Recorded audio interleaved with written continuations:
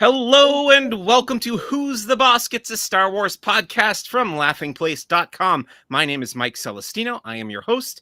I am the lead Southern California reporter and editorial director for Star Wars content at Laughing Place. This is episode 91 of Who's the Bossk, and I'm feeling a little bit more rested than I was last week when I was doing the show because I decided to stop staying up until, well, first of all, till midnight to watch the Book of Boba Fett, and then till like 1:30 or 2 a.m. writing my reviews. I'm doing it the next morning. I've decided. I tried this with Mandalorian too, and it didn't take. I don't know why I thought, a year later, a year older, I would be able to do this after I couldn't for Mandalorian. Anyway, we are going to be talking about episode 3 of Who's the Bossk, entitled The Streets of Mos Espa. And for that discussion, I have invited back on the show my coworker and friend, Mike Mack from laughingplace.com. Mike Mack, we're going to call him Mack to not get him confused as we do. Mack, how are you? Thank you so much for coming on the show. I'm great. Thanks for having me back. What's going on with you? You've got the Marvel podcast Zacks of Life over at Laughing Place as well. What's been going on with that? We are currently in a little bit of a downtime right now. We're enjoying this Marvel break we have because 2021 was pretty much nonstop. Just one show or movie after the other. So we have a little bit of downtime. Yeah, we did get a lot of Marvel stuff in 2021. What was your personal favorite to come out of the MCU? If we're going overall umbrella, it's got to be Spider-Man No Way Home. Yeah, that was pretty exciting. I saw that at a crowded theater in Glendale, and the place just went nuts. It was a pretty cool experience getting to see that in a full audience again. Just pretty neat. Very exciting movie. And then also with us today, again, we've got Rebekah Mosley, the co-founder of laughingplace.com. She's kind of my right-hand person for this stretch of Boba Fett episodes. We're talking about the Book of Boba Fett. Rebekah, how are you? I'm doing well, Mike. Excited as always to talk about the latest episode. So many fun things were spotted. You spotted more than I did, so I'm eager to chat about it and get Mike's take let me say that again. Mack's take on it as well. Right. I'm Mike, he's Mack, or vice versa, whatever you want to do. Yeah, we are live on the Laughing Place YouTube channel. If you do want to comment, join in. Toodle Faith asked, what's going on?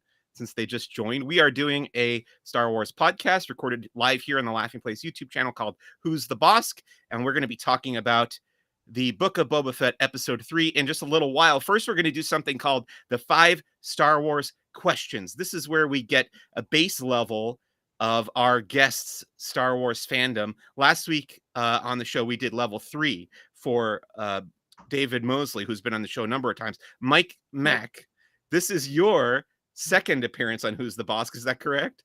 Yes, it is. We did Howard the Duck a while back. Yeah, so if you go back and listen to an episode from last year, we did talk about Howard the Duck, but now we're going to be talking about Star Wars. You're up to level 2 of the 5 Star Wars questions, being a 2-time guest on the show. Are you ready for this?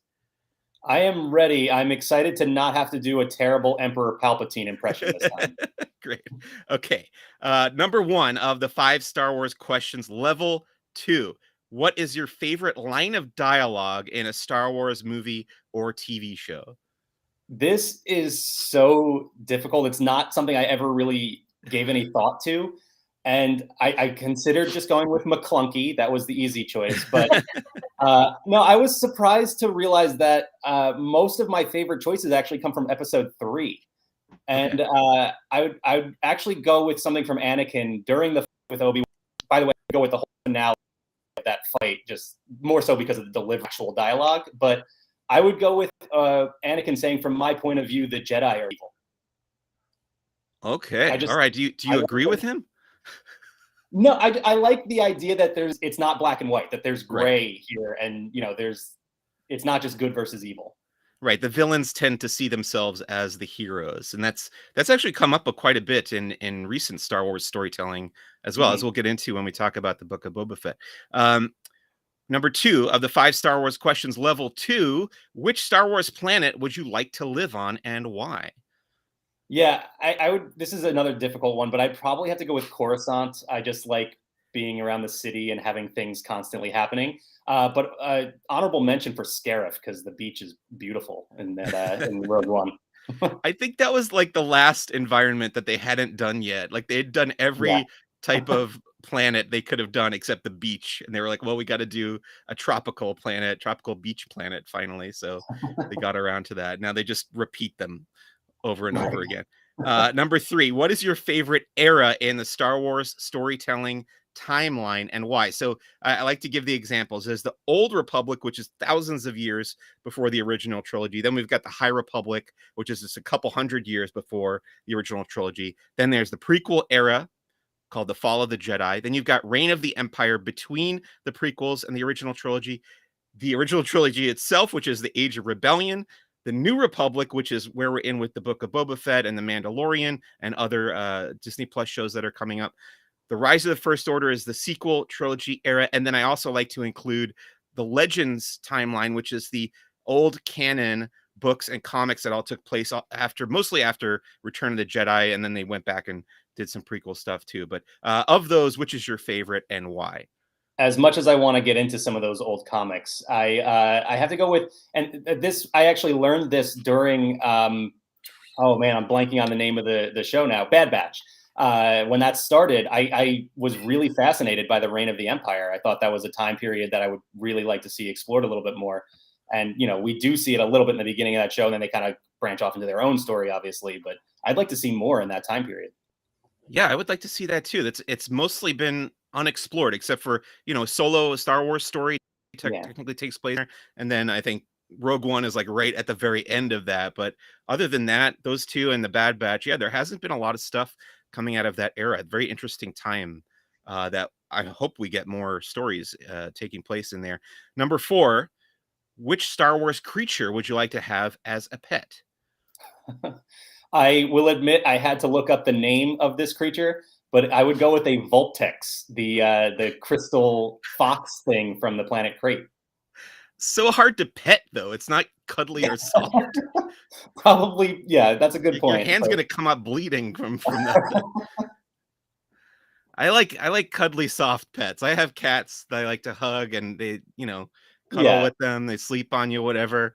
That thing you'd have to just keep your distance, I guess. Yeah, that's a fair point. So I would assume you would be like a loft cat or something like that. Yeah, we do. We do have a loft cat from the creature stall at Galaxy's Edge, Nice. so that was the one that we chose.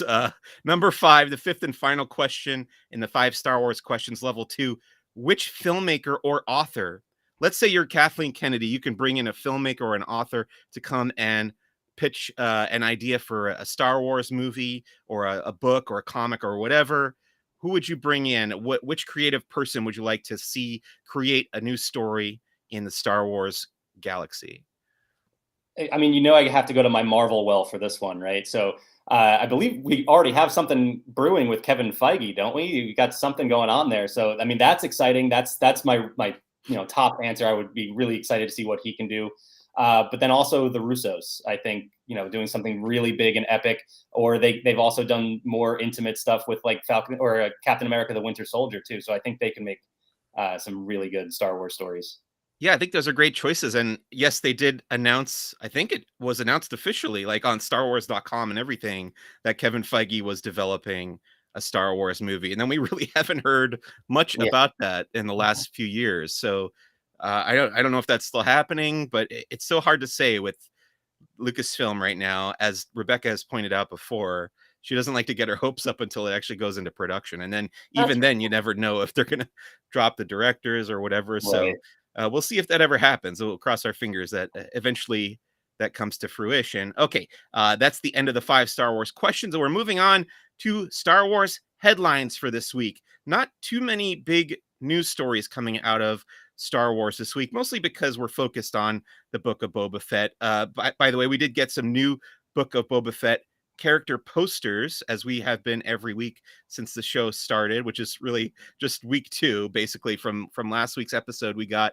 Black Chrysanthemum, the big Wookiee bounty hunter guy right there, and then we got the twins, the Hutt twins, that we still don't know their actual names, but those are some fun characters. Was it just those 2, or was there another One more.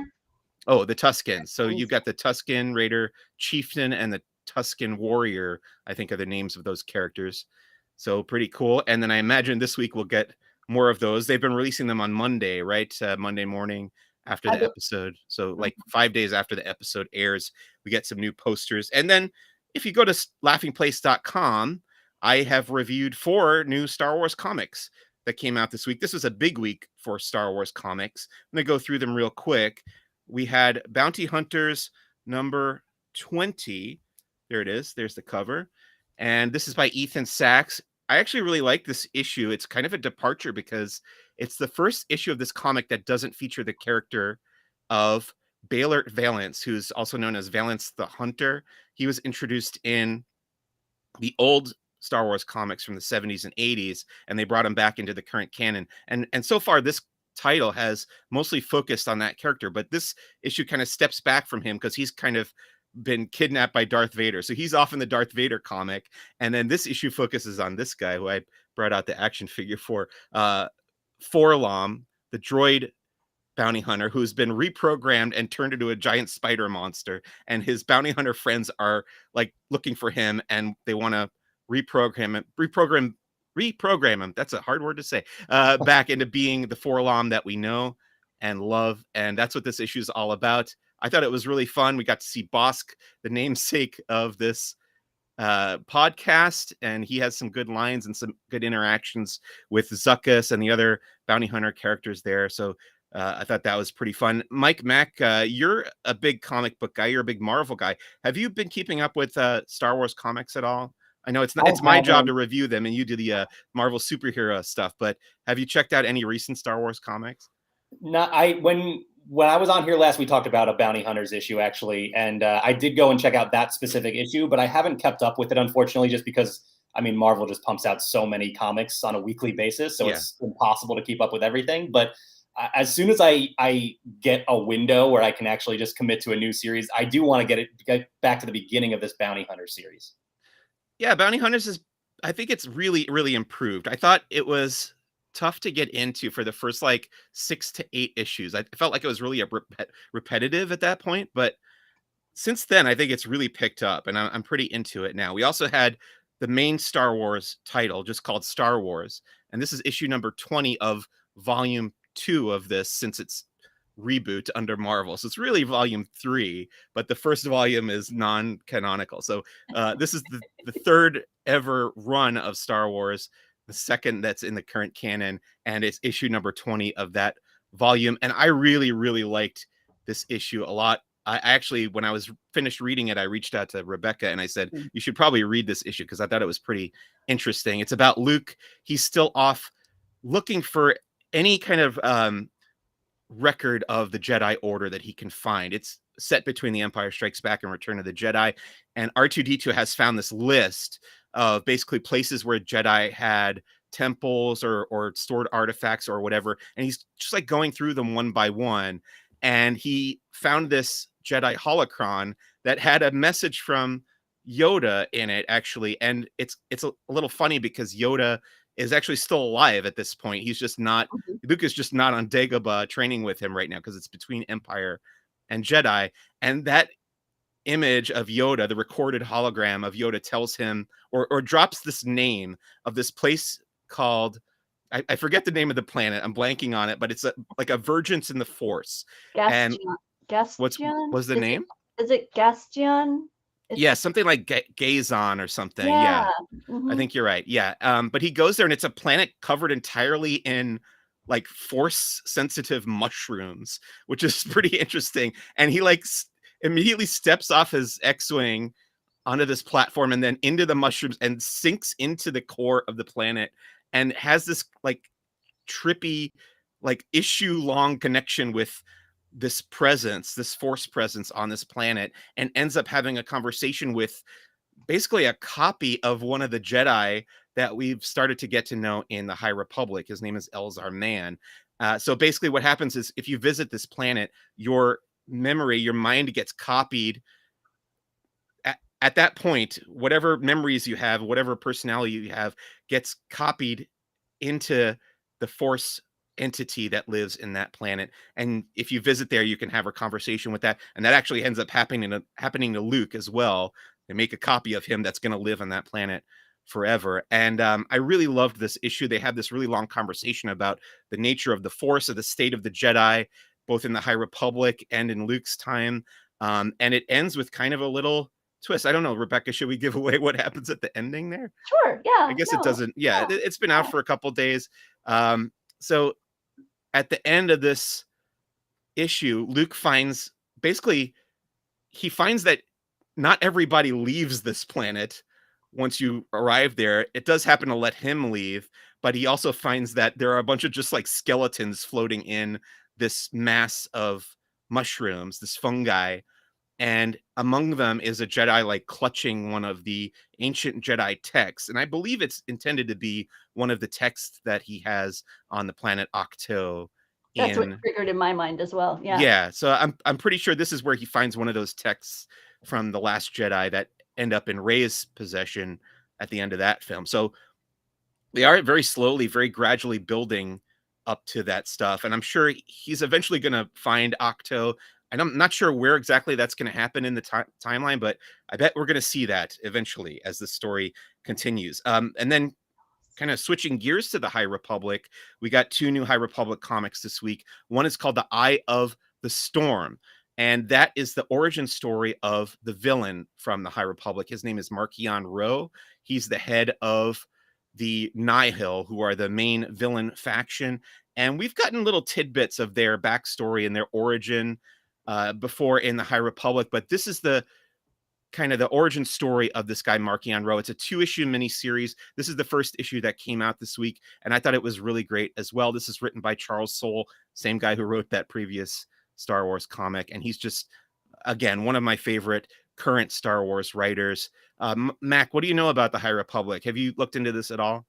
No, I haven't. And it's, again, it would be like on my list, but I would probably prioritize the bounty hunter stuff. That's more of the Star Wars realm that I want to get into. High Republic would come after that. The Marvel yeah, go ahead, Rebekah. Oh no, I was gonna say, and thanks to my new Marvel Unlimited subscription, I am just now getting into these High Republic comics because they're beginning to make their way to the subscription, because it takes a month or two before they appear over here, and I'm really enjoying it. But wow, do they throw just a lot of characters all at once. It's like a bit overwhelming. There's so many names like right out of the box. So yeah, that's been one of my big critiques about the High Republic, is there's just too many characters really right away, like exactly like you said. And that has been alleviated a little bit as people have been killed off. Spoiler alert, I guess. Time with that? Do you find that you have an easier time with that, dealing with comics as opposed to dealing with some of the novels that have been released? Well, the good thing that they've done is they've kind of divided the characters up between the adult, quote unquote, adult novels, the young adult novels, and then the middle grade novels. Like basically the age of the characters is where they're going to be most heavily featured. So if you're reading the young adult novels, you're reading about the teenage Padawans, really. And then the younger Padawans are in the middle grades. And then the adult novels are mostly about the adult Jedi, which is good. So then you can more easily keep track. They've also released like a lot of concept art about like what the characters look like. So for that reason, I feel like it's a little bit easier to keep track of all these various Jedi and the villains and stuff. And then, yeah, the comics do help quite a bit as well, because then you're just able to visualize the location, ships, and the characters too. But yeah, highly recommend this Eye of the Storm High Republic comic book too, as the backstory of the villains. And there's a second issue that's going to be coming out in about a month, I guess, that will finish that story as phase 1 of the High Republic is wrapping up at the beginning of this year. We'll get phase 2 starting in the fall. I just want to point out Kyle's jokes here in the comments before we move along, where we're talking about the mushroom planet. He said, did he leave the planet because there wasn't mushroom? Very good. And then the other one was, or because he's not a fungi. You give him more power by calling attention to these comments. You know, we gotta We got to reward people for participating. The last comic that I reviewed this week was another High Republic. This is High Republic Adventures number 12 by Daniel Jose Older. This is the kind of younger audience comic from the High Republic. It's put out by IDW Publishing instead of Marvel, and I do feel like it's definitely targeted toward a younger audience, and that for that reason it doesn't quite appeal to me as much. And then I am starting to get a little perplexed by what's going on in these comics with the love stories, because you don't think of Jedi as being like romantically involved with each other or other characters, and that seems to be happening more and more often in the High Republic. Like, and they don't really seem to be bothered by like the potential consequences of that. And they made such a big deal about that in the prequel trilogy. Like, you can't be in a romantic relationship. It's going to turn you into a Sith Lord, basically. Right. So I don't know if they're setting that kind of thing up, but it just seems like a lot of these Jedi characters are like falling in love with each other. And I don't know. We'll see.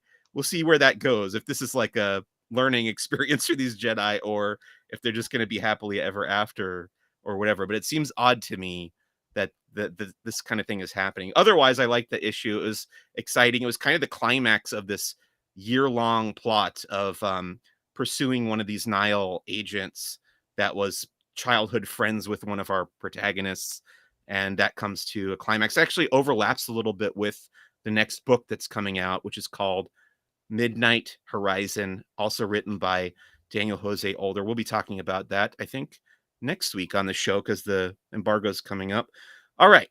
That is the... Oh, no, we've got one more thing to do before we get to the Book of Boba Fett. We've got our segment about... Oh, no, let's talk about the D23 Expo first. Yeah, What do you got, Rebekah? coming September 9th through 11th is the D23 Expo. This is one of those massive con type things where you've got like people with there's formal presentations. You've got various booths that you can visit throughout the weekend. People will be dressed in costume.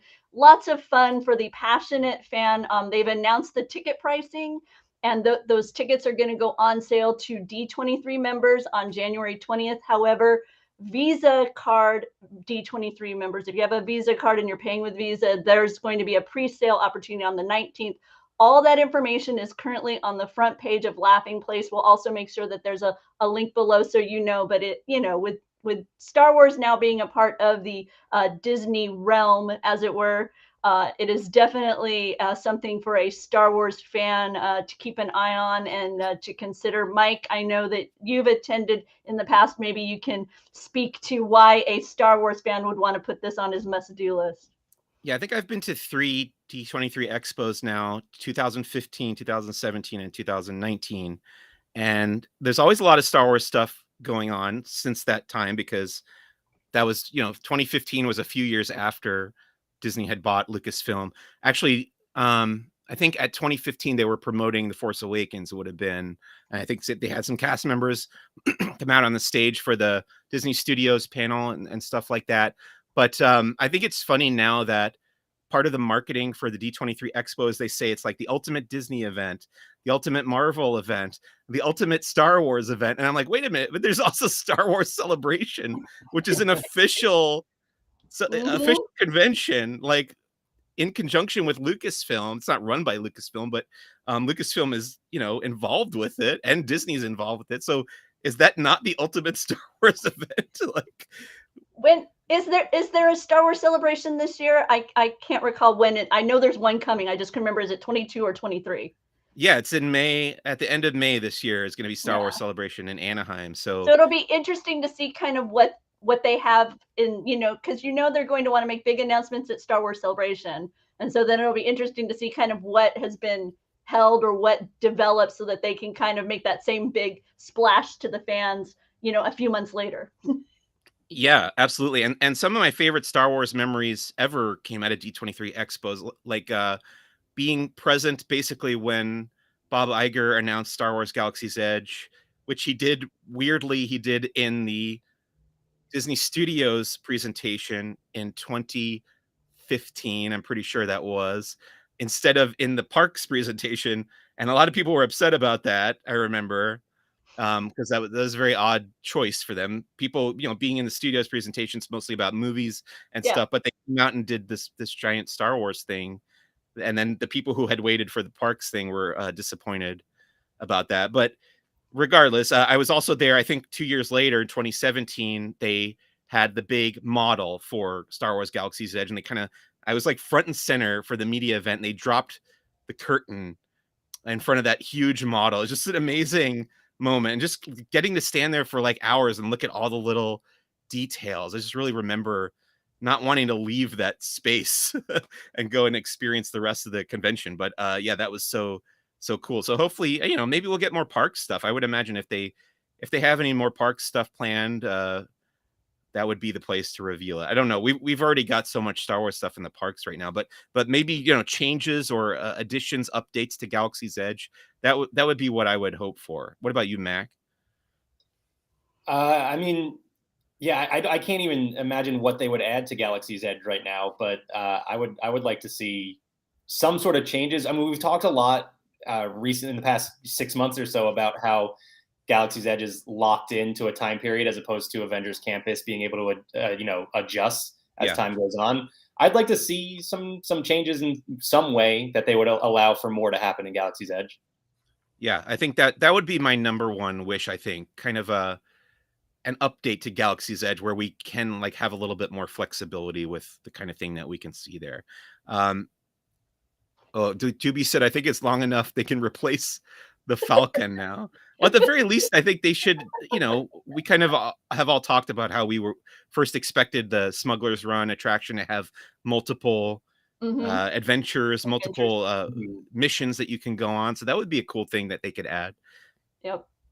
I don't know. We'll see. I'm excited. I'm hoping that we get, I'm looking forward to kind of more of that behind the scenes in-depth stuff with some of the Disney Plus we've been seeing.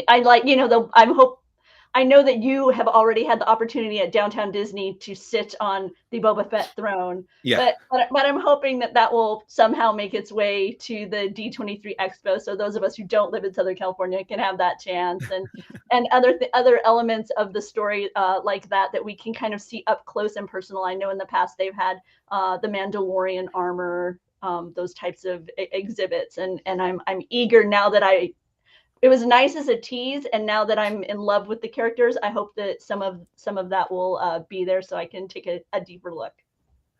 Me too. Yeah, I think it would be cool to have that there. So that's going to bring us to the end of Star Wars headlines. But before we wrap that up, we do this segment called Sandcrawler Selections. And this is where we go through, or Rebekah goes through, her choices of the 7 coolest Star Wars merchandise items to come out of the past week. What do you got this week, Rebekah? Hey, I'm starting off with a pair of socks.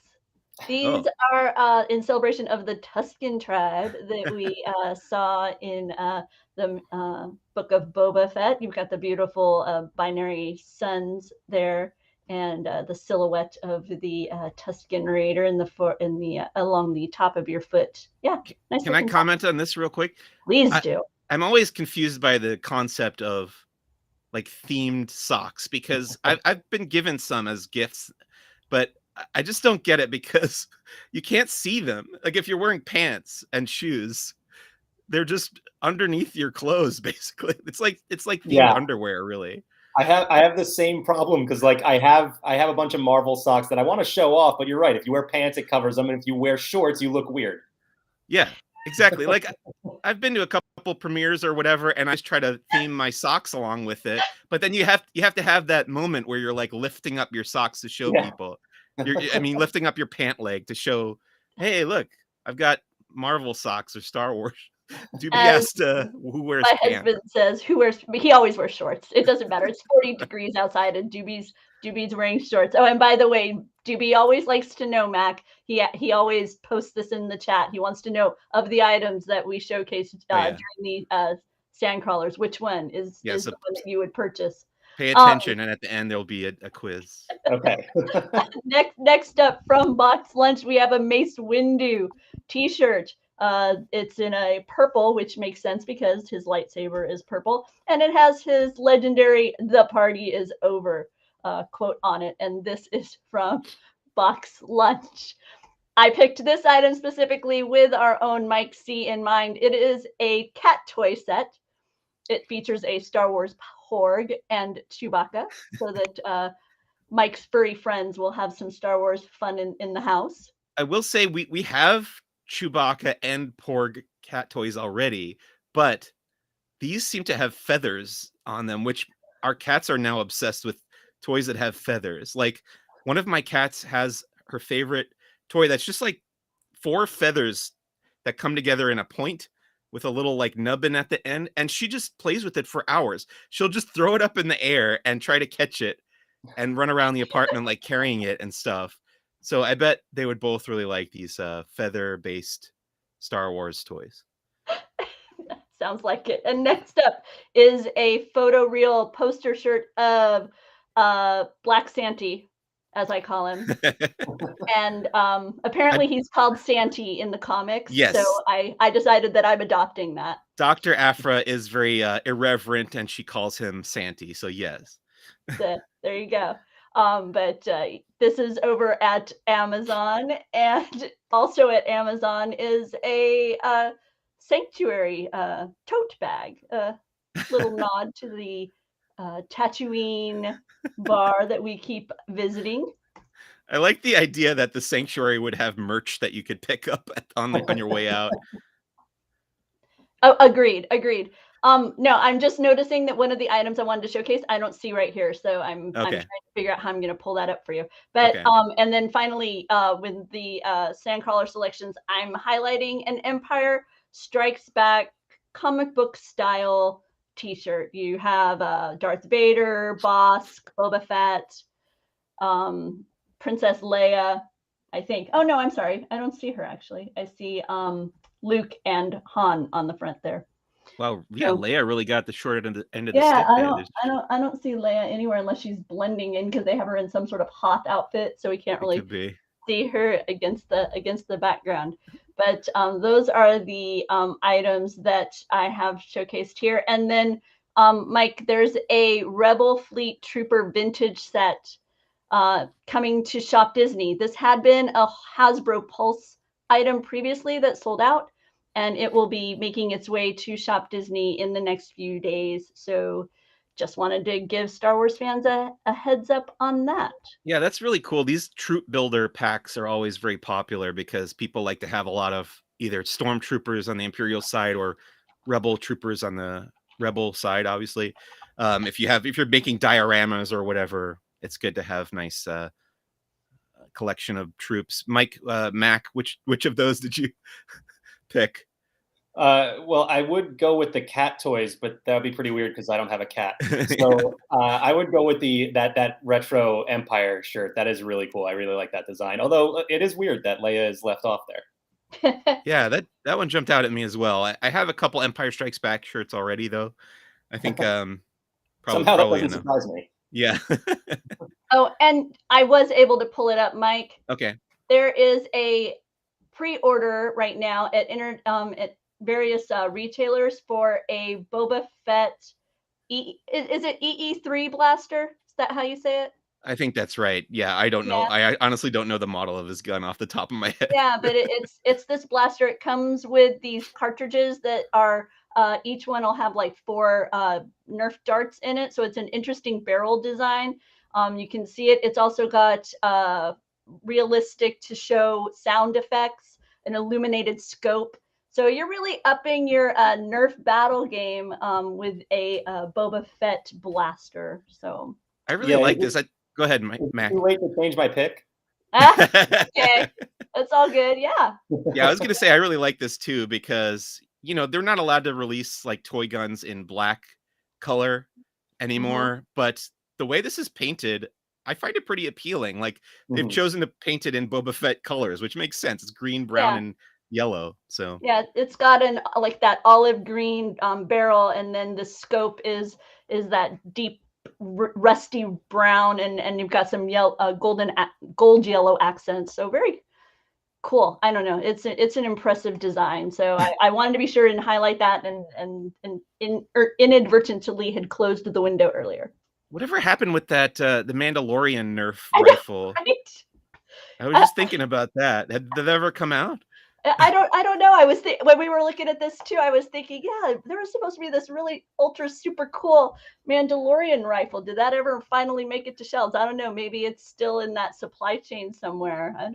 I think when that got announced, I was like, I don't know if I'll buy this for myself, but I feel like there's a chance Hasbro might send it over because they've sent us stuff to review in the past. As I was kind of crossing my fingers that I just get it in the mail at some point, but that Well, has not we'll happened. have to keep a lookout for it. Maybe if it's still around, we can make sure to highlight it next week. Remind people that it's out there if it's still available for order.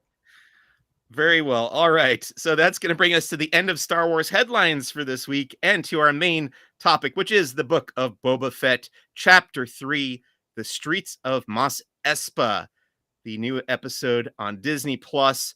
Mack, you have not talked with us about the Book of Boba Fett yet. So what was your expectation for this show going in a couple weeks ago before it premiered, and how have you enjoyed the previous 2 episodes? So I guess I expected this to more or less follow the model of The Mandalorian, just because that's all it really had to go off of.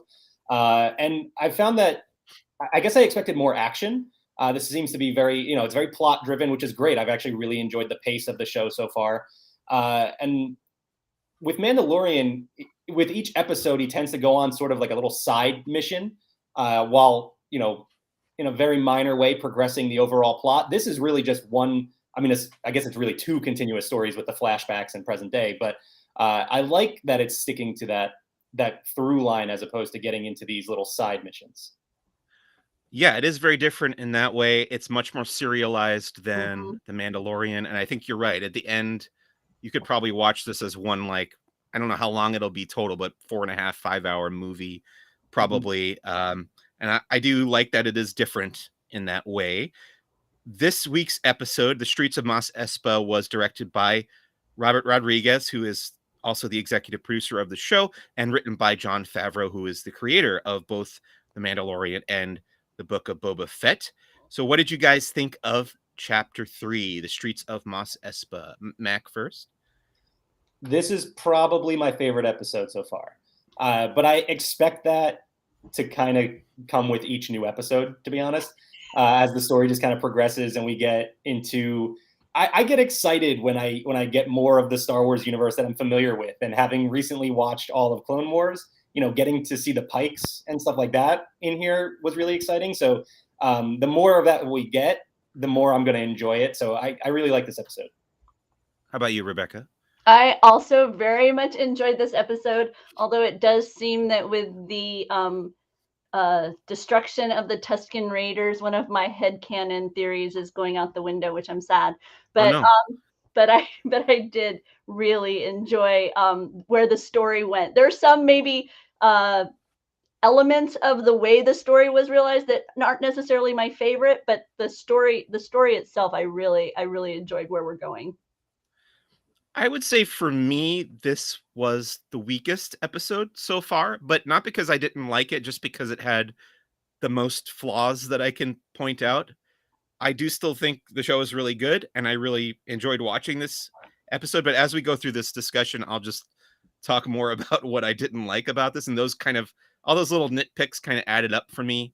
Mm-hmm. And I think just overall, I like the previous 2 episodes more. And I think what Mack was saying a little bit earlier about this being more of a contained story told over 7 episodes is starting to wear on me a little bit. Like, I do wish we would see some different locations. I mean, we got to see Mos Eisley this week, which we haven't visited before, but Mos Eisley and Mos Espa, they're basically interchangeable. They do look pretty much the same. So I would like some variety in the locations. I think that's my biggest nitpick right now, is that I would like to almost see them maybe visit another planet. I mean, Star Wars is all about planet hopping to me, or we really haven't seen too many Star Wars stories before where they're not traveling to different planets or environments or something. So I think that's number 1 in my nitpick list as we go through this. I expected to feel that way, Mike, but I don't.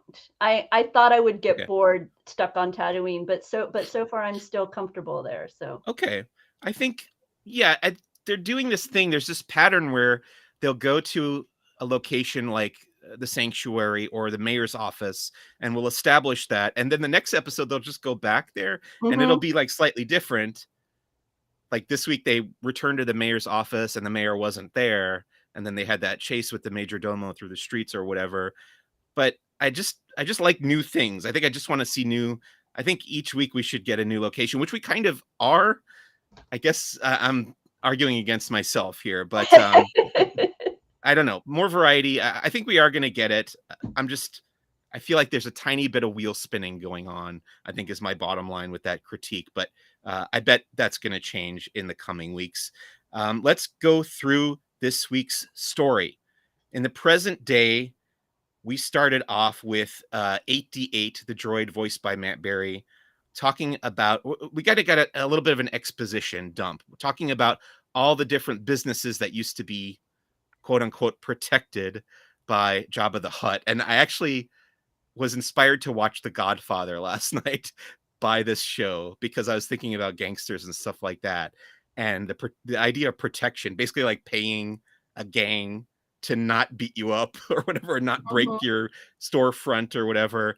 And then also theoretically protect you against other dangers or other gangs or something like that. And then that gets interrupted by a new character, a watermonger played by Stephen Root from my favorite sitcom, or one of my favorite sitcoms of all time, News Radio. What did you guys think of this character? He is actually also from one of my favorite sitcoms of all time, Brooklyn Nine-Nine. So I really like that too. Oh, I didn't know that. I've been meaning to check that out. I was so thrilled to see him on screen. I was very, very happy to see Stephen Root on my screen. I actually was like, woohoo! Yeah, I also enjoy this character and what they did with him in this episode. And I hope this isn't the only time we encounter kind of this societal curmudgeon, for lack of a better word. Yeah, it's part of the currency or the business district of Tatooine that I haven't really thought much about before. This whole idea of who's selling the water, because there's moisture farms that are taking moisture up out of the ground or from the air or whatever. I'm not sure exactly how that works, but like who's the middleman between the farmers pulling the water out of the environment and delivering it to the people? So there you have this water monger who's apparently charging too much for water, and people aren't happy about that. So he had some water stolen from him, and he goes out into he comes to Jabba's palace, or Boba Fett's palace now, and asks him to get this water back from this gang. So Boba Fett goes out with Fennec Shand, and they confront this biker gang. And this has been a big part of the conversation about this episode after Tuesday or after Wednesday morning. Does this biker gang feel like they belong in Star Wars to you guys? How do you feel about these bikers, these teenage-looking biker characters? I mean, it's clearly the Power Rangers, right? Like this is isn't that the exact cast? Did they just take them from a different one of the newer Power Ranger series? Once you see their bikes, I was like, that's all I can picture now. In a good way or a bad way? I mean, I want to see more of them. I think I'm sorry, I don't know her name, the main character's name of this gang. But I think her name is Drash, Drash. Yeah, so I think Drash is a really interesting character that I would like to see fleshed out a little bit more. I'm curious to see how much time they allow for that to happen. But yeah, well, I guess for me, the jury is out on these characters as of right now. Rebekah, I'm fascinated by this embrace of bionic. Is that what you would call it? Like the mechanizing of their bodies in a cybernetics or bionics. Yeah, in a way that's kind of like, I think of in our society that maybe tattoos are embraced by the biker society, and so I'm wondering what that means, because initially my thought is this indicative of some sort of connection with Luke because of his cybernetics, and was that known that this kind of this legendary hero had them, or is it attached to Vader who is like part man, part monster? Or is it just not connected to that at all? It's just a way to be, kind of mark yourself differently within society. I found that really fascinating, and I hope that we get to learn kind of more about what motivates them. How did they end up kind of off on the side? And regarding whether or not they belong, I found them initially jarring, but then in looking at kind of some of the prequel imagery and stuff, I felt like, oh, okay, I can see where the imagery, where the bright colors and that kind of thing fits in within the world of Star Wars, but I see how it's really not fitting in Tatooine, and I think that's kind of the point. Yeah, I would agree with that. And going back to what you were saying earlier about the cybernetics or the bionics or whatever, Stephen Root's character has that line where he calls them half man and half machine, and immediately I thought of he's more a machine now than man, which is a line that Obi-Wan's ghost says to Luke Skywalker in I think it's Return of the Jedi, right? Yeah. Twisted and evil. So I think Kyle that comes in with a comment there, Mike. yes, the characters themselves didn't seem that far removed from the world of Solo, but very Gem and the Holograms meets Runaways. So when I first saw these characters, I think I said to my wife, like, as soon as they showed up, I leaned over and said to my wife, this is the most George Lucas thing that has happened in Star Wars since George Lucas sold Star Wars to Disney. Like, this is the kind of thing that George Lucas would definitely do. And anyone who says otherwise, I think, is wrong. Especially having just watched the entire Lucasfilm filmography. This biker gang with the cybernetic arms and stuff, like, and the colorful, shiny motorcycles that are not fast enough. I'll admit that part. It just feels like something out of every George Lucas. It's like every George Lucas movie, like, crammed into one. Especially like thinking about American Graffiti and all those colorful, shiny cars. Like, that was also one of the first things I thought of. And yeah, I've seen the critique that they are the bikes are too polished and clean for Tatooine, but I don't know, if you're those characters, you're taking care of your bike, and it is, there are people in the real world who live in desert environments and have nice, clean cars. It's a thing that can happen, especially if you don't have a job. And then people have pointed out, like, okay, if they can afford all the implants and stuff, why are they complaining about not having a job? But who knows? You don't know the whole history or whatever. Anyway, I think some of the critiques about this episode are valid, and some seemed a little what I would call nitpicky. But I do a lot of nitpicking myself, so who am I to talk? I agree, by the way. I think they did feel very Howard the Duck. You're right. It brought in a lot of Luke. A lot of Howard the Duck in there too, for sure. Anyway, at that point, we get another flashback. And the flashbacks took up most of last week's episode, but it actually took up a very little amount of real estate in this week's episode. It's mostly Boba Fett going from the Tusken Raider camp to Mos Eisley, which we know, of course, from the original Star Wars film, and we had not seen yet in the Book of Boba Fett. But he goes there to meet with the Pikes and basically collect the tribute that they're supposed to pay for protection, again, from the Tusken Raiders for using the Dune Sea to transport their spice and stuff. And he has a conversation there, and then he goes back to the Tusken camp and finds that all of his friends have been massacred. Now, this is the other kind of sticking point that's come up about this episode. And I've seen a lot of people complaining, I think justifiably, that they set up these Tusken Raider characters to have, personalities and something other than just being like pure evil, and then they killed them all off. I don't know. What were your feelings about that happening in this episode? Did you feel like this fits into the story they're telling, or did this feel out of place to you, having them massacred in that way? I mean, I definitely didn't expect it, but I don't think it felt out of place. I mean, it was heartbreaking, man. They went full Pixar on us. How did they took all of Star Wars history, took the characters that we would probably have least cared about ever made us care about them and then immediately slaughtered them all. It was hard to watch. Mm-hmm. Rebekah. For me, I think it's important.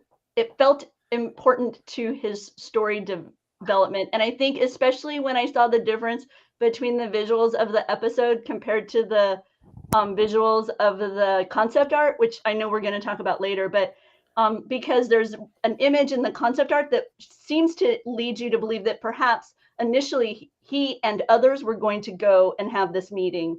But when we see the episode itself, he goes alone to meet with them.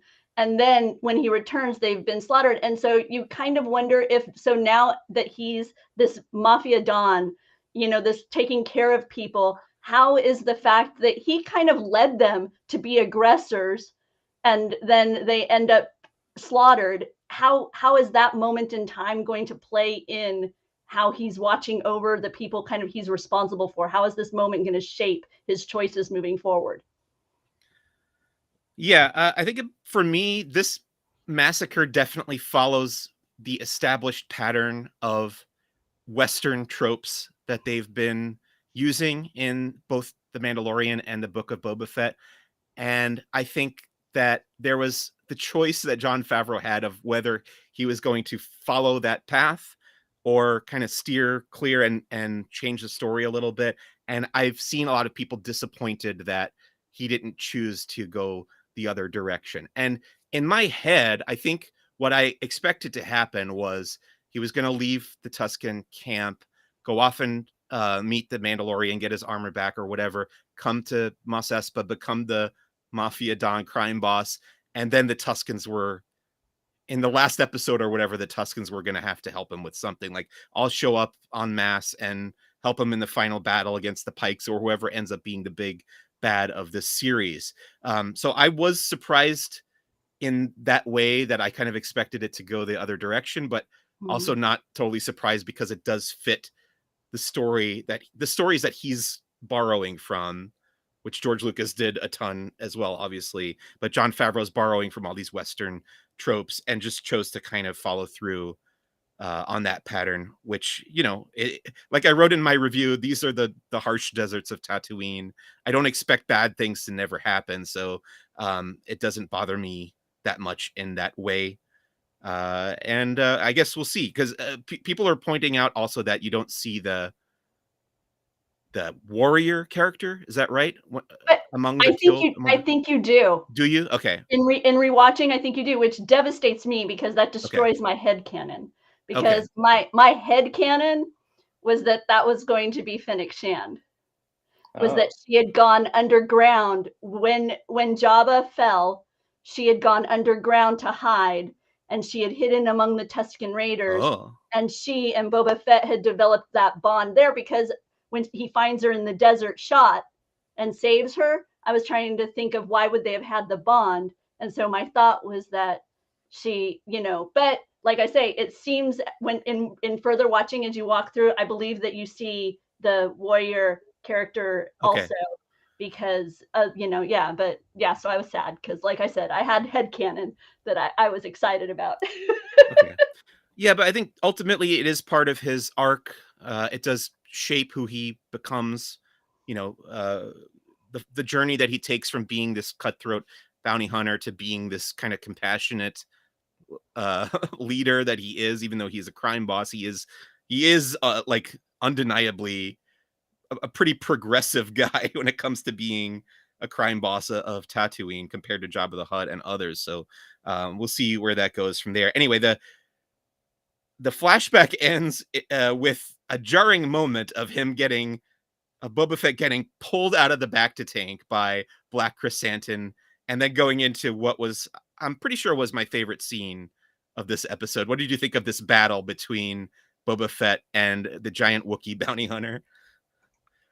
I thought it was fun. Some of the weapons that they were using were a little bit goofy, I thought, but yeah. And for a second, I was like, he is not about to get bear hugged to death by a giant Wookiee. But yes, but it was fun. It was nice because, like I said, I expected more action from this show, specifically with Boba Fett involved. And I mean, obviously, this isn't what I had in mind. I didn't expect him to be pulled from a Bacta tank. I wanted the armor and the shooting and all of that. But it was nice to see him at least, get a fight scene going here. So I did enjoy that. Yeah, when he gave him that bear hug, and you could hear the bones like cracking, and there's that shot of Boba Fett's feet like dangling, and his toe is like curled up in what must have been pain in that moment. I thought something very bad is going to happen here, but he seemed to recover from that pretty quickly. It didn't seem like his injuries after the fact matched the physical torment that he went through in that moment. Rebekah, what did you think of that scene? I was trying to think if Bacta fluid, or I'm assuming it's Bacta fluid. If it's not just water in there, right? I was thinking that's a lot of fluid to be gone, and you're gonna have to replace it. It seems like it's pretty important because he's in it every night. Right. So I went to like the medicinal properties of what was. I love the practical look. So after that, they dump Black Chrysanthemum in the empty Rancor pit where he's held until the Hutts show up outside to apologize, which is very un-Hutt-like. But they offer Boba Fett a couple gifts.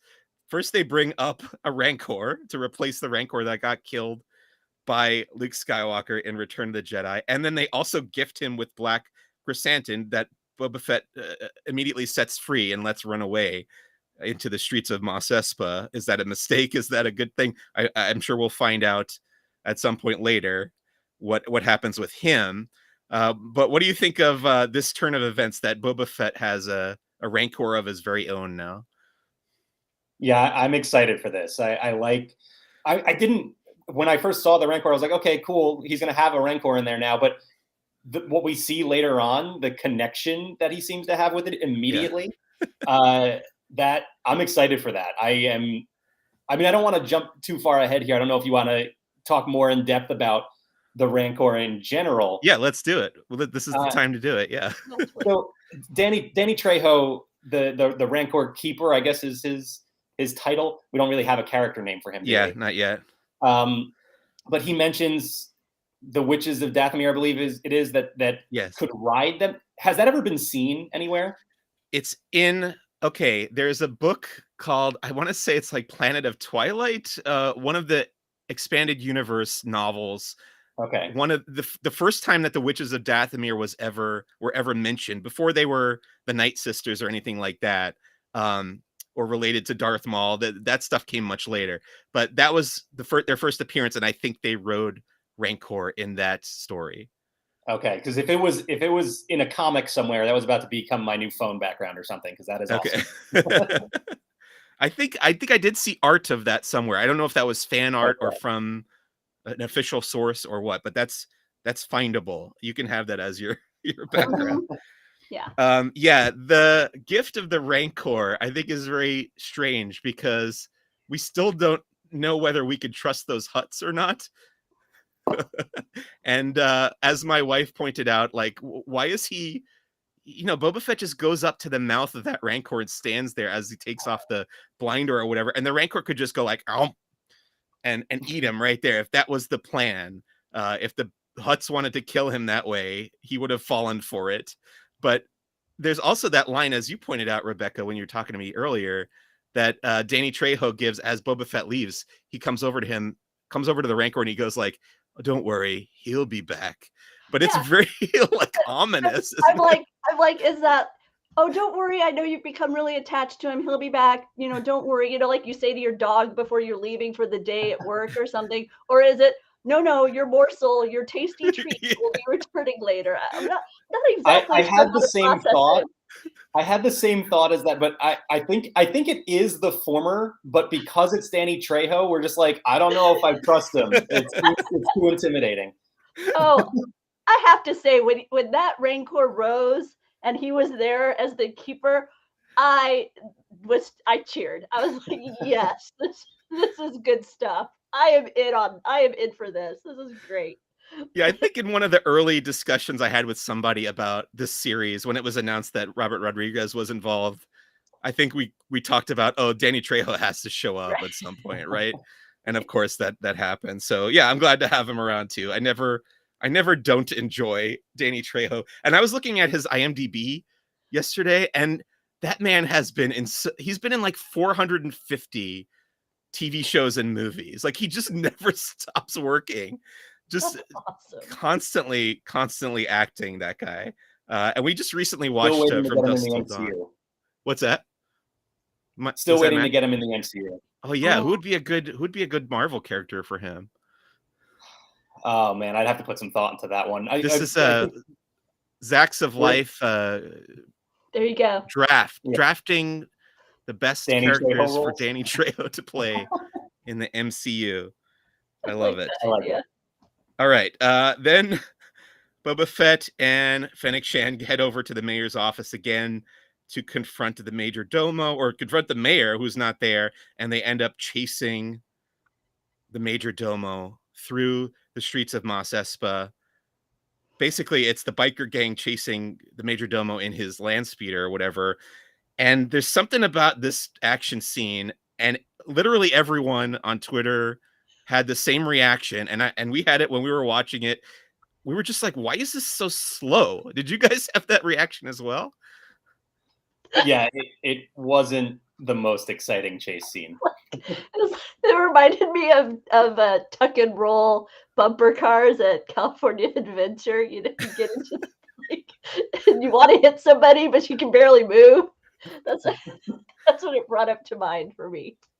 And I don't know. I've never filmed. I've made some documentaries and music videos and stuff, but I've never filmed a chase scene or a battle scene or an action scene, really. So I don't know what it is. I was trying to figure out what it is. What is it about these shots that's making them less exciting? And I was like, if you sped it up a little bit, would that work? Or is it the fact that the buildings behind the vehicles are not moving by fast enough, or the geography of the location? Or I couldn't figure it out in my brain what they needed to do to fix that. But I figured, like, you know, Robert Rodriguez has made a lot of movies. He's not my favorite director, but he has experience in this field.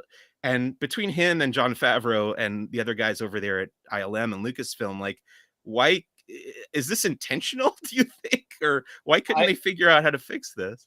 I wonder if, like, the monotone nature of Mos Espa, like if the buildings were different colors, would you kind of get that rushing by effect a little bit more? But when you're just seeing that same color constantly, I wonder if that has any effect on that. Yeah, that might be it. But yeah, I think it's got something to do with the cumulative effect of all the shots. And I think if you fixed each one, or the ones that don't quite work, if you fixed all of those, it would add up to something a little bit more exciting. But I don't get why those very talented people weren't able to do that. Again, Robert Rodriguez is not my favorite director. I think Sin City is the only movie of his that I own. And that was just because I loved the comic, and he basically just made the comic on screen. You know, he just took the comic and used that as a storyboard or whatever. But yeah, I don't love any of his other stuff. I think From Dusk Till Dawn is fine. But yeah, I just thought, you know, these guys have decades of filmmaking experience between them. It's a little disappointing that they didn't bring their A game to something like this. But yeah. In fairness, though, I kind of feel that way from back in the day with Luke's speeding across Tatooine in the land speeder. I never really thought of it as being particularly burning rubber, let's say. You know, it's like he was moving at a nice clip, but I didn't really think of that. Wow, look at him breaking those land speed records. Right. You know? That's kind of why I asked if it's intentional. Like, the land speeders don't move that fast. Is this just supposed to look like that? So I'm wondering if it's kind of just indicative of that particular technology, as it were. You know, is that kind of, are we looking at their top speed and it's not that fast? See, I buy land speeders not moving that fast, but then the biker gang, you figure they like those cool looking bikes because they're fast, right? They must be faster. They like them just because they're cool. They look cool. Maybe this chase just should have been on foot the whole time. It might have been faster that way. But yeah, there was one shot of one of the bikes going around the corner, and I was just thinking of, like, people I see at Disneyland driving the scooters around the park. Like, it was that speed. It really did strike you that way. And boy, did they hit like every single trope of a car chase, right? Yeah, You have people moving across slowly who gets spun around. You have a painting crossing the street right. that gets smashed, knock over some barrels of food. It was like, okay, tick. Yeah, I'm perfectly fine with all that because Yeah. Star Wars is all about like repeating tropes but putting it in the Star Wars universe. No complaints. Yeah. Just I was waiting for the big glass pane to come across. Yeah.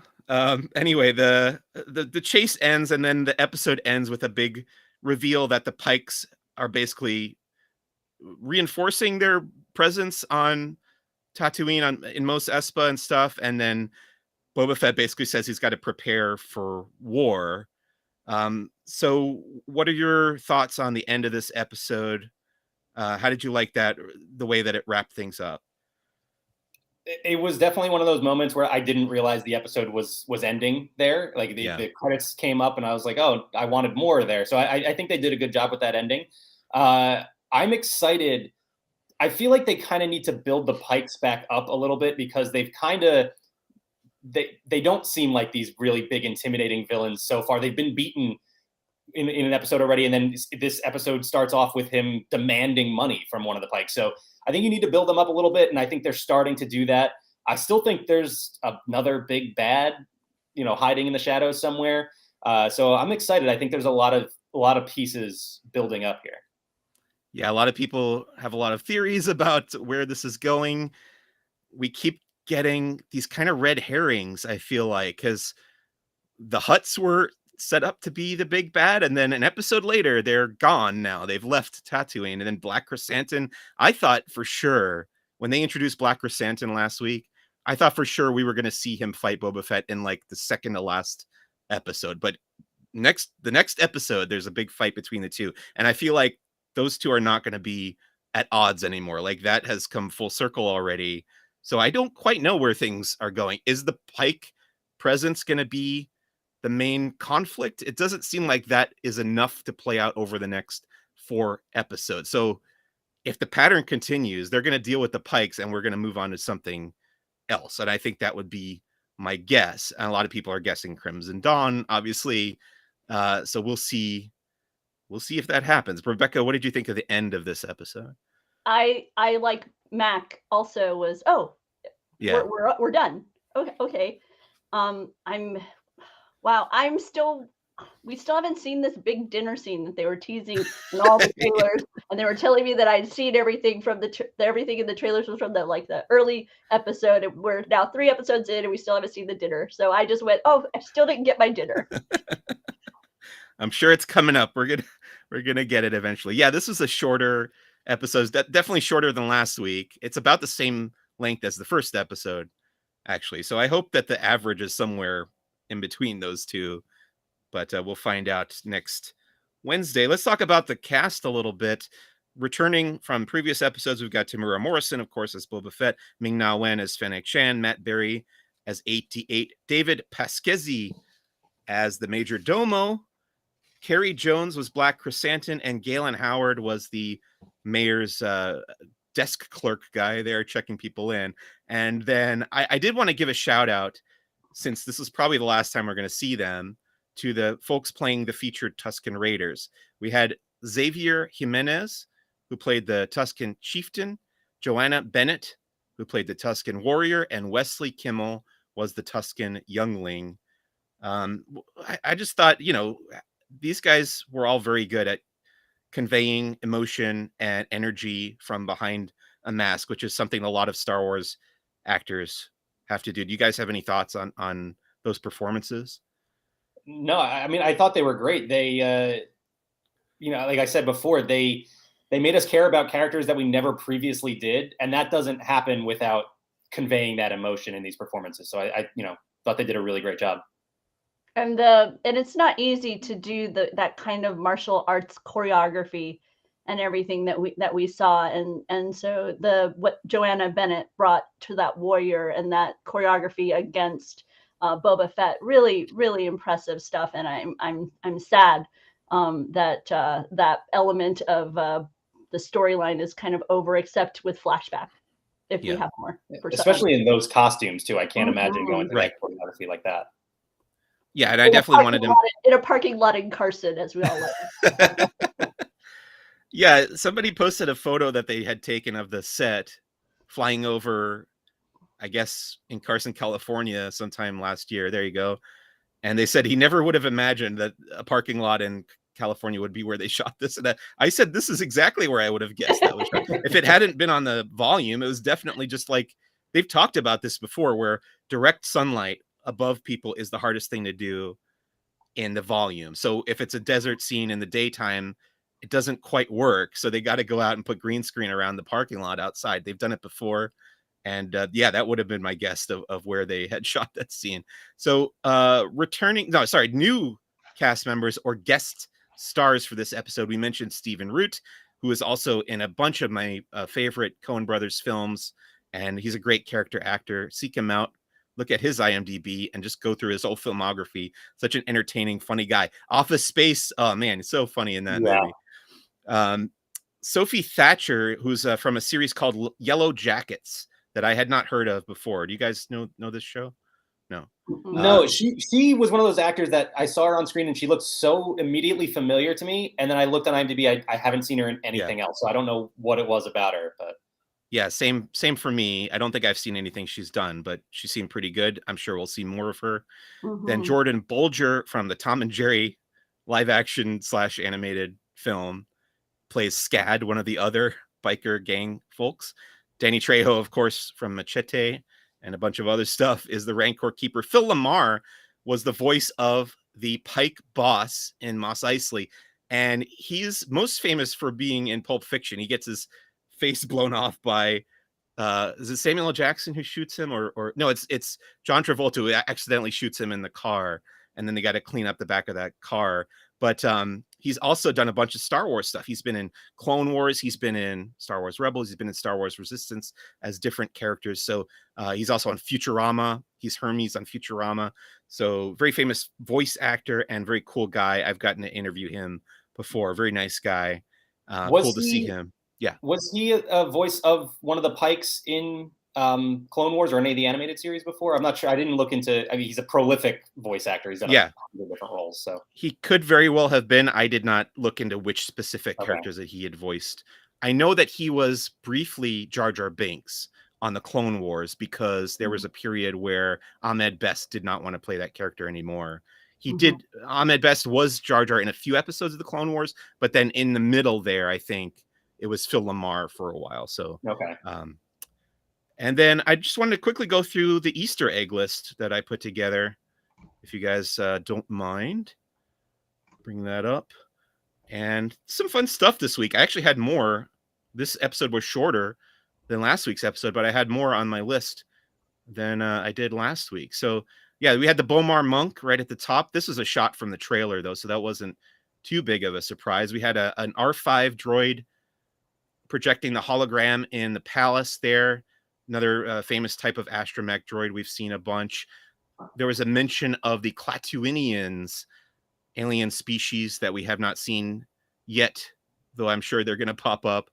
And oh yeah, this is so great. This is so funny. So somebody on Twitter noticed that if you say the name of the mayor character real fast, his name is Mayor Mack. So if you say it real fast over and over again, it starts to sound an awful lot like Mayor McCheese from the McDonald Land cast of characters, which I have to guess is intentional. Do you guys think this is intentional? Is there some sort of marketing crossover from years past that we don't know about? But I mean, it's hilarious. I don't think it's paid for by McDonald's at all. I just think Jon Favreau thought it was funny. That's. I do think it's funny. I like it. I'm guessing that this was. I'm sure somebody's going to ask him eventually if he meant to. Is there a Star Wars character called like Grim Moss or something that's going to show up here? No, but Grimace looks like he would fit right in a galaxy far, far away. So, what's next here, Rebekah? We talked a little bit about the concept of the water, selling the water on Tatooine. We talked about this half man, half machine, American Graffiti.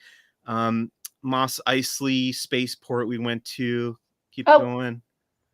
Go ahead. Oh, okay. So outside Jabba's palace, there's this shot of a creature called a scurrier who gets scooped up by a sandbat, and then that sandbat gets eaten by the frog-like creature called the wart. And this is basically the exact same shot that we see in Return of the Jedi.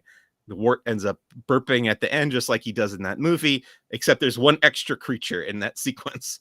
So just quoting Return of the Jedi, basically. Oh, and then we get some fun Mandalorian stuff. The helmets, the Stormtrooper helmets being placed on the pikes, different type of pikes than the Pike Syndicate, but that's happening in Mos Eisley. And then we see in the background walking past Amy Sedaris's character, Peli Motto, with her pit droid companions. We talked about Phil Lamar, and there's a mention of Oba Daya, which is the homeworld of the Pikes that we've seen in the Star Wars Clone Wars cartoon.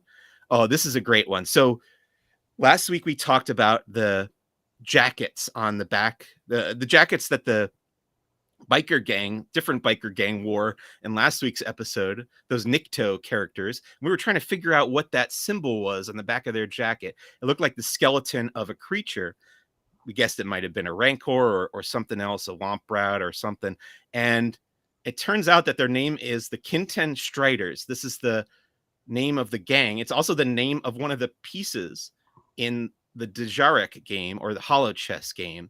And if you go and look at the image, the photo of that creature, it looks exactly like that, the skeleton on the back of that jacket, including the club with the cloth or straps wrapped around it there. So that answers that mystery. I was pretty proud of myself for kind of putting those pieces together. Excellent. After the episode aired. We talked a little bit about The Last of the Mohicans last week. David Murto brought it up, but I just wanted to kind of drop it in here because I hadn't mentioned it before. But a lot of the relationship with the Tusken Raiders kind of comes from that movie and other Western stories like it. The weapons Mike Mack mentioned earlier from the fight, there some electro knuckles and electro chain as well, which you said were silly, but I don't know, it feels kind of Star Warsy to me. Roast Nuna is a dish we've seen served in the Clone Wars and the other cartoons previously, and Boba Fett and Fennec Shand had it on their table. There was also the squid that I forgot to put in here. Looked like the squid that Grogu was eating in The Mandalorian season 2. Danny Trejo, we've talked about. There's a photo that I chose from Machete in Space. So did you guys think of Jurassic Park during the Rancor scene when Danny Trejo said that he imprints on the first human that he sees? I didn't, and I should have. Seeing this, I'm like, I'm embarrassed I didn't. It didn't immediately come to mind for me either, but it totally makes sense. Okay, yeah, I thought for sure. It's almost a direct quote from that movie. Yes, so yes. That's what occurred to me there. And then we mentioned the Night Sisters, the witches of Dathomir, got a name drop. Never ever would have guessed that I would hear Danny Trejo saying that phrase, the witches of Dathomir. So Danny Trejo tells Boba Fett about how the witches could ride the Rancors, and then Boba Fett says, I want to learn how to ride the Rancor. And he's like, I've ridden creatures that are, what does he say, 10 times? Yeah, 10 times the size of a Rancor. And immediately I thought of the Star Wars Holiday Special, where it was Boba Fett's first on-screen appearance, and he is seen riding a giant dinosaur that is apparently called the Pars Ichthyodont. So that does not sound like a Star Wars name to me, but that's what Wikipedia told me. So I missed that one in Jurassic Park. There's a scene where Fennec Shand hacks or slices into the door in the mayor's office. And that made me think of this scene in Return of the Jedi where they're doing the same thing to the Imperial bunker. And it's happened a bunch in Star Wars. I always joke that if there's a panel on a door and you're trying to unlock it, you just shoot the panel and that opens it. But if you're also trying to lock it, you just shoot the panel. Right. So it either locks or unlocks the door. That's how the panels work in Star Wars. You just shoot them. We get a Dank Ferrick. I was going to wear my Dank Ferrick shirt for this recording, but I couldn't find it. So there's the image. Somebody says Dank Ferrick. Who says it in this episode? I I forget. think Fennec does. Was it Fennec Shan? Fennec. One of my favorite Star Wars swears right now. There's a mouse droid, an R2 unit, and a protocol droid in the chase scene running around Mos Espa. This was a good one. The painting being carried in the chase is a reference to this Ralph McQuarrie concept art for Return of the Jedi with Jabba's palace. And they actually removed, as I found out from Star Wars Explained later after I wrote this article, they removed Luke Skywalker from the image. Oh. So he's not there in the painting in the show, but he is there in the original concept art. So oh, wow. That's an interesting choice. Yeah. What's next? The rickshaw droid from Attack of the Clones is a big part of the chase. Like you mentioned, it gets rammed. And then the Mylurun fruit from a bunch of stuff. It showed up in the animated series, and you can buy Mylurun juice at Star Wars Galaxy's Edge. And those are the fruits that the Major Domo gets covered with at the end. And then Boba Fett uses his jetpack for the first time in this series, which is cool to see. And then lastly, the holo projector booth, which I thought was very funny. That, yeah, of course, this is like the phone booth of Star Wars. You run up and you make your call. And Star Wars Explained actually pointed out that there's a similar thing in the animated segment of the holiday special as well. And then lastly, I wanted to point out the Hoojib thing. People think these creatures that the Hutts are using to wipe their brow might be this creature called the Hoojib from the expanded universe or Legends canon. But the ears don't quite match, I think, is what people are pointing out. So we're not sure. We don't have an official source saying that they're supposed to be Hoojibs yet. Anything else that you guys noticed? No, Mike, I think you pretty fun list this week. I like a lot of this stuff. I was having a good time going through and picking all that stuff out. And then I like the next day, Star Wars Explained puts out their list. And I'm always really proud that I found as many things that they do. And then there's always like one that they get that I didn't find. And I'm always like, how did I miss that? I think this week it was a Ronto. Somebody mentioned a Ronto. Yeah. And I didn't put that on the list. I think Boba Fett says Ronto at some point. He does. He says to feed a whole Ronto carcass to the Rancor. Yeah.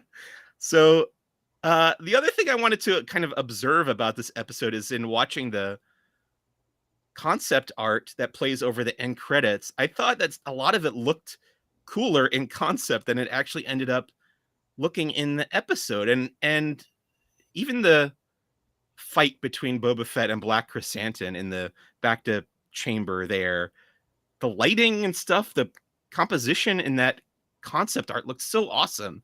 And in the episode, it's kind of flat. And I guess I kind of blame Robert Rodriguez again, because I don't think he's that great of a director, as I've said several times already. But I don't know. Did you guys agree, like seeing that concept art? Does it seem like there's an episode that could have been that wasn't?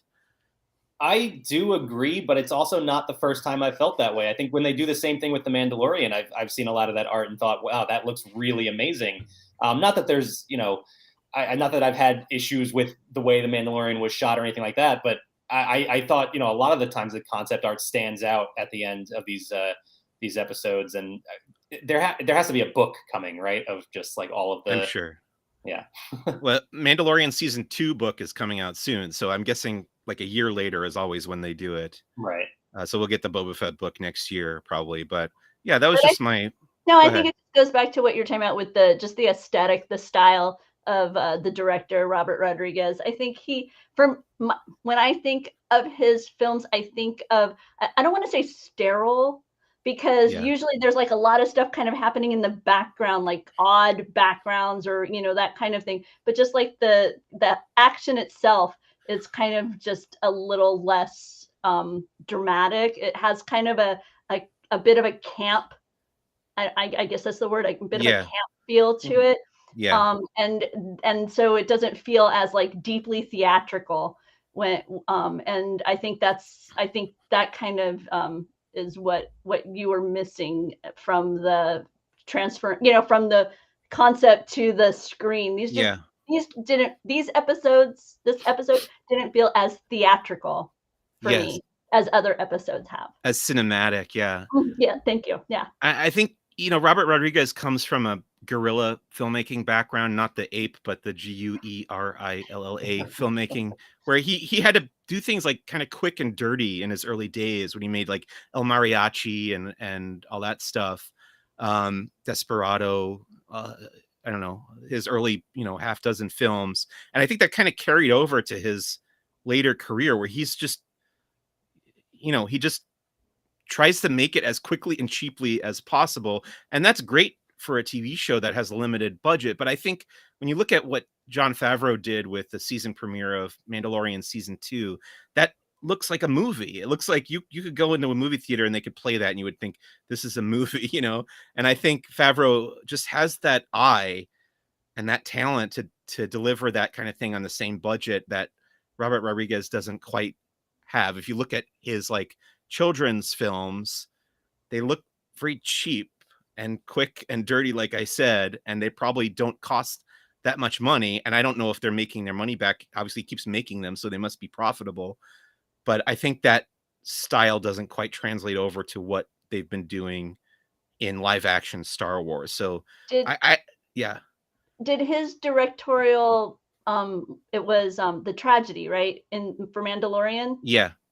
Does it stand out to you similarly in this way? Not as much. Yeah, because I was trying to think, as I was watching this, and it was kind of grabbing me that the humor is just hitting me differently than it does in other.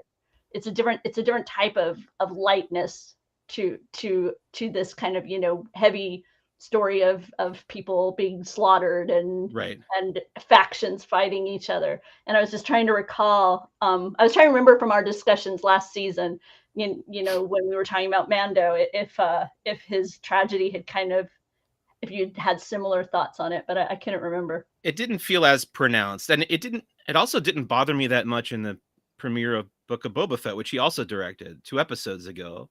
Like, it was fine to me. And I know you had some problems with the action, but that didn't jump out to me in the way that it did in this episode. So I don't know if he had more oversight there, or if the circumstances were different and he was able to deliver a better product. I don't know, but I am kind of hoping that he doesn't personally direct too many more of these. I'm not sure what the number was, how many episodes he was doing. I'm sure he'll come back for at least one more. But, the lady who directed last week's episode, I thought was a much more competent action director at the very least. So we will see about that. What are you guys hoping? What else are you guys hoping for in future episodes, Mack?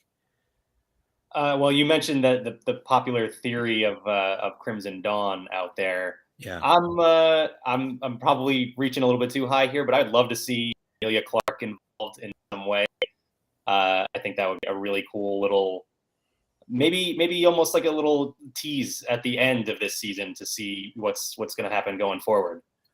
I love this theory, and I think it's definitely a possibility. My one sticking point about the Kira thing is that I think if they were going to do this, if Kira was going to pop up as a surprise in the Book of Boba Fett, they would not have telegraphed it in the comics, because there was a big twist in the War of the Bounty Hunters comic book miniseries last summer. In the end of the first issue, it was revealed that Kira is still around and has, taken control of Crimson Dawn and everything. And now she's a big player in this period between Empire and Jedi. It doesn't surprise me that if she has survived till the post Return of the Jedi era, but why tip their hand in that way in the comics? Like, it seems like it would let a lot of the air out of the tires from that surprise. I don't know.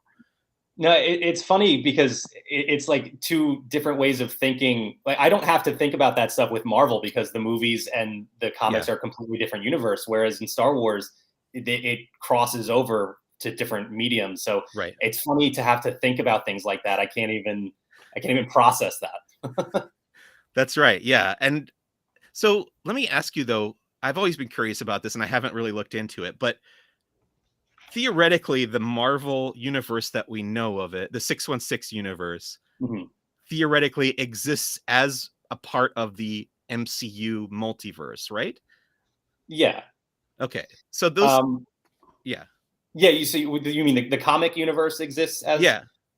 I mean, I guess they haven't really confirmed that, but the way I'm looking at it now with it's so, I don't even want to get into the weeds of the multiverse and everything. Like, we could spend another hour and a half just talking about that. But the way I look at it is every Marvel project, and actually I did want to ask you about this too, because for me, every Marvel project feels like canon.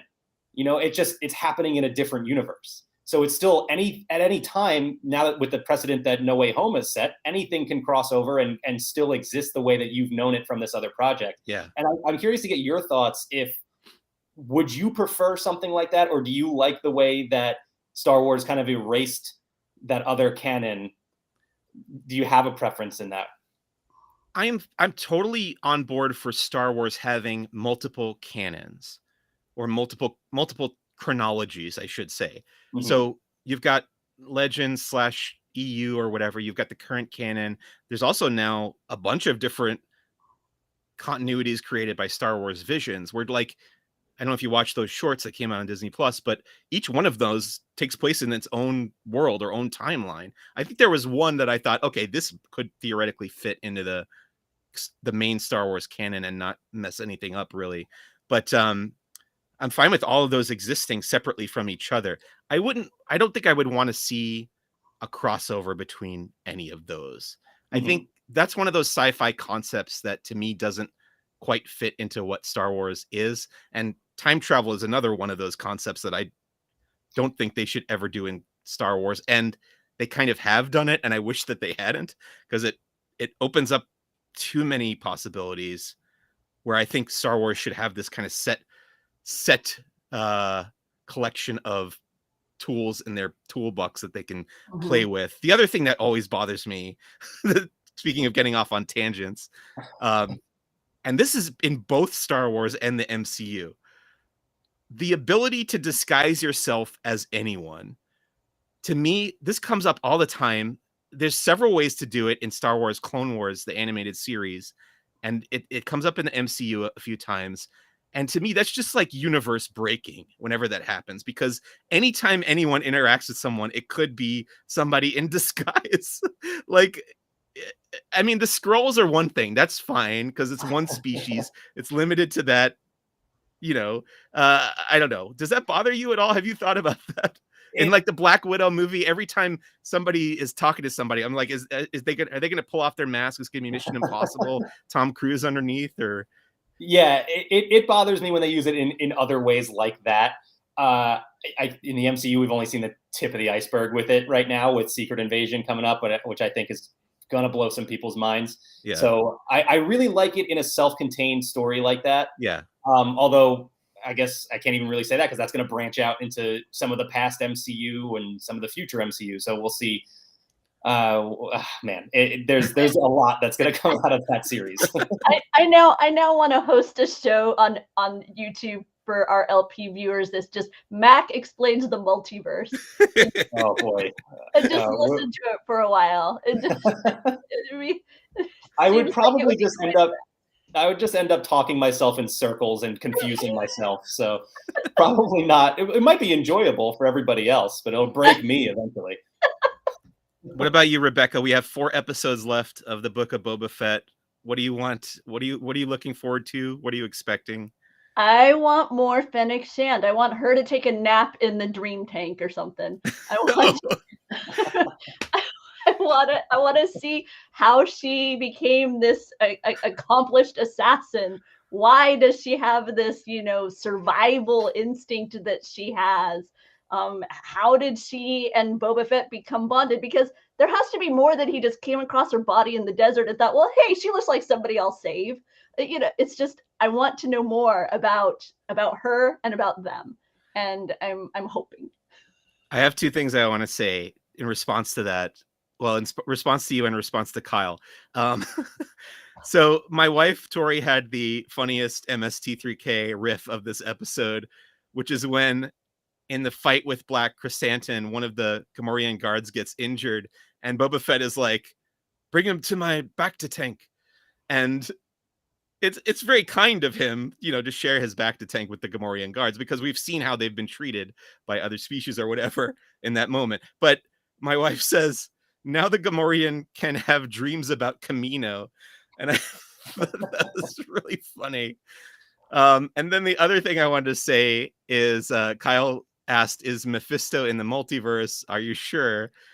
Which is funny on its own. But also Star Wars Explained, if you go in and watch their review of this week's episode of Book of Boba Fett, Alex said that Crimson Dawn is the Mephisto of the Book of Boba Fett. So that's his prediction, that everybody is like theorizing that Crimson Dawn's going to show up and they're all going to be disappointed in the end. That just means that every show going forward, you're also going to have a little bit of a thought that maybe Crimson Dawn shows up here. Exactly. Okay, that's going to bring us to the end of our discussion of this week's episode of the Book of Boba Fett, and to our final segment of Who's the Bossk? It's called First Steps into a Larger World. This is where we talk about the media that we've been consuming and or enjoying outside of Star Wars. My example this week is a movie called Don't Look Up. It's directed by Adam McKay, who's made a lot of comedies before. He's getting very political in the last few movies. He did that movie, The Big Short. He did the movie about Dick Cheney with Christian Bale. And now he's made this movie about a giant asteroid coming to destroy the Earth. And it's very much a satire in the mold of, I would say, in the mold of Dr. Strangelove, the Stanley Kubrick film from the 60s, which I love. I also really enjoyed Don't Look Up. I know it got very mixed reviews, and I went into it expecting not to like it that much, but I thought it was very funny. It's got a terrific cast. It's actually, I would say this is a movie for comedy fans, because I'm a big comedy guy, and this movie made me laugh quite a bit, and I just really enjoyed it. But beyond the whole political implications about global warming, climate change, or whatever, I know the point he's trying to make. But even like outside of that, I just thought it was very funny and entertaining. Mack, what have you been enjoying lately? Well, I am 100% with you. I loved Don't Look Up. And Great. Gee, I can't imagine why it has mixed reviews. No, Eternals just hit Disney Plus, so we just rewatched that for the first time since seeing it in theaters, which Mike and I got to see that together at the premiere, which was a really fun experience. Yeah. One of the hardest things, going like 2 to 3 weeks without saying anything about that movie. Right. But I'm also really looking forward to the new Peacemaker series, the John Cena Suicide Squad spinoff from James Gunn. Hey, you know what I'm going to watch immediately after we finish this recording? Peacemaker. Yeah, I won't be far behind you. My wife and I are big James Gunn fans. I've been very excited about this TV show. I actually really wanted to rewatch The Suicide Squad before I watched the Peacemaker, but we didn't make time for it. So yeah, I'll get to that eventually. The other thing you mentioned is the Eternals. And yeah, I was going to say, that was another movie that had mixed reviews that I really enjoyed. So I don't know. I'm starting to disagree with Rotten Tomatoes, which usually I do use Rotten Tomatoes as like a guide to decide what to watch, because I tend to agree with film critics. But on those two cases, I did not. Rebekah, what have you been enjoying? I checked out the new NBC workplace comedy, American Auto.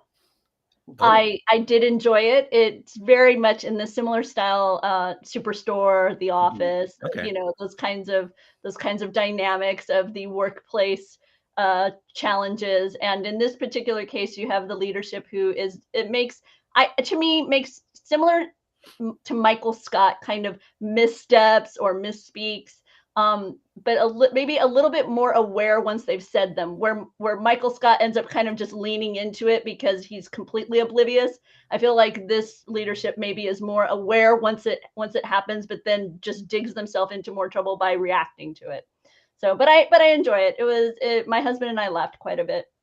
Yeah, I saw the ad for that show, and it did make me think of The Office. But who's the lead in that show? The actress? Yeah.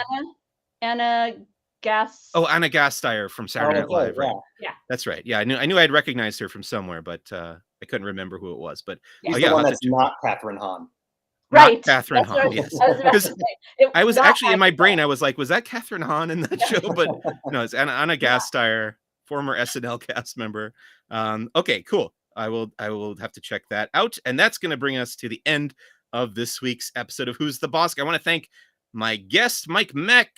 Mike, thanks for taking some time out to talk Star Wars with us. Absolutely. Thank you. Sorry, Kyle just dropped a joke in there too. I know. I keep Thanks for getting having me. distracted by the comments, which people listening later will not see those. But thanks again, and I hope that you come back eventually to appear on Who's the Boss again. I'm always happy to talk more Star Wars. Awesome, and thank you to Rebekah for being my Andy Richter once more and running the tech for our images here on the Laughing Place YouTube channel. Thanks, Rebekah. Oh, you're so welcome, Mike. It's always fun to talk Star Wars. Had a fun time talking with you this week, Mac. Thanks. Yeah, you too. Next week on Who's the Bossk, more of the Book of Boba Fett, episode 4, coming up on Disney Plus. You can check that out at midnight Tuesday night. But if you live on the Pacific Coast, or if you live on the East Coast, it's 3 a.m. I will not be doing that. I'll be sleeping again, thankfully, and watching it probably 7 a.m. Wednesday morning. And then I'll have my review up on laughingplace.com. And then we'll come back here Thursday afternoon/evening to talk about some more Book of Boba Fett on Who's the Boss. Thanks so much for watching or listening out there. See you next time. My name is Mike Celestino. Bye.